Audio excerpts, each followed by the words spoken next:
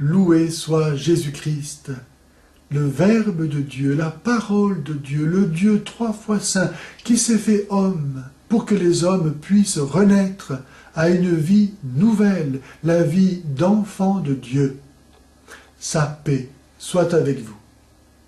Depuis l'aube de l'humanité, les hommes ont toujours plus ou moins confusément espéré en une victoire de la justice sur l'injustice, du bien sur le mal, de l'amour sur la haine, de la vie sur la mort.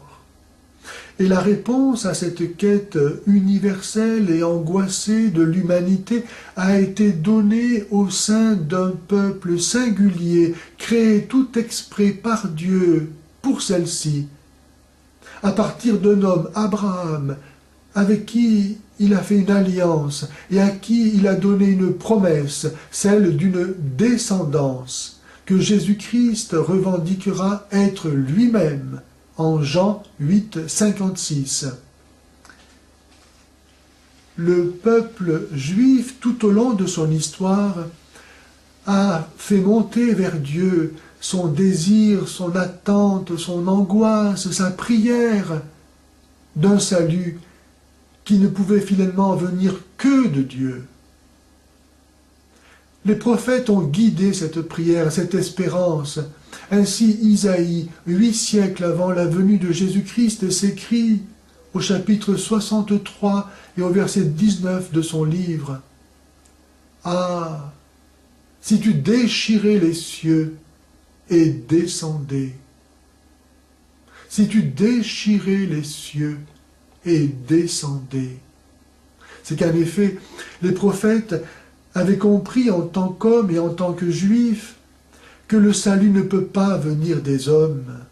Leur histoire en témoignait, l'histoire et l'actualité en témoignent toujours.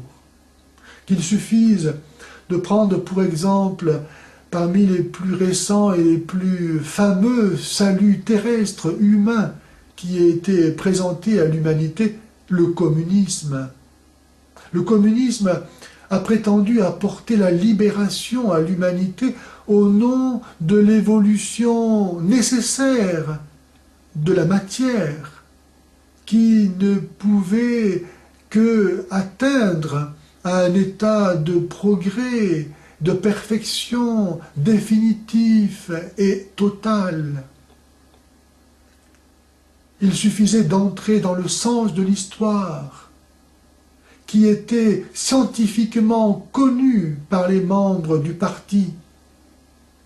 Et au nom de cette science, au nom de ce bonheur rationalisé pour les hommes, l'humanité a connu plus de morts en quelques décennies que ce qu'elle en avait connu pendant des siècles et des siècles. Plus de 100 millions de morts, dont la majorité étaient et sont des croyants, parce que croyants.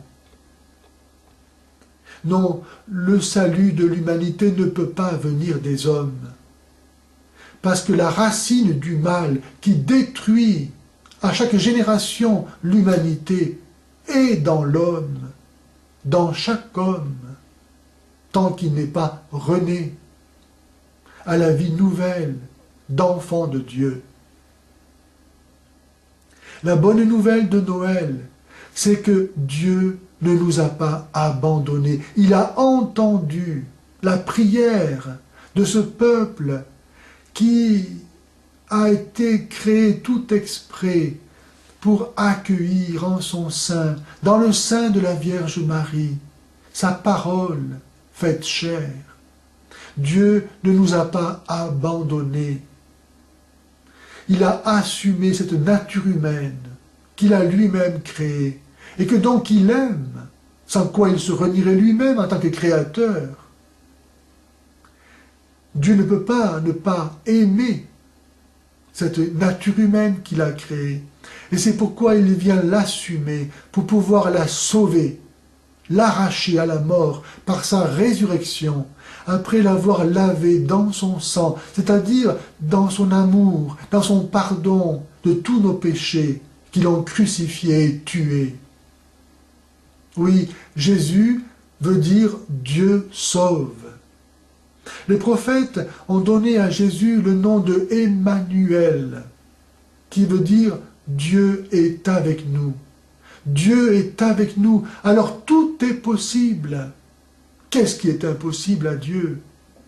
Ce qu'il faut, c'est simplement accepter de recevoir, d'accueillir ce petit enfant qui s'est fait faible, impuissant, pour nous montrer que la grandeur de Dieu est sans commune mesure avec toutes nos grandeurs, et qu'il nous faut donc nous aussi abandonner toutes nos grandeurs, qui ne sont que mensonges, pour se faire tout petit, à l'image, à la suite de Dieu, fait chair de la Vierge Marie.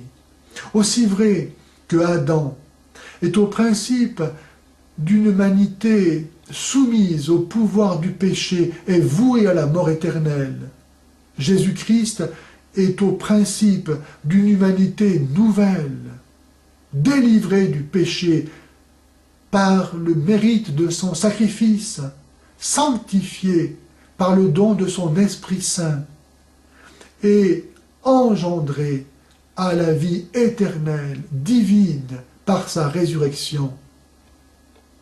Oui, Dieu est avec nous. Gloire à Dieu et paix aux hommes qui aiment Jésus-Christ.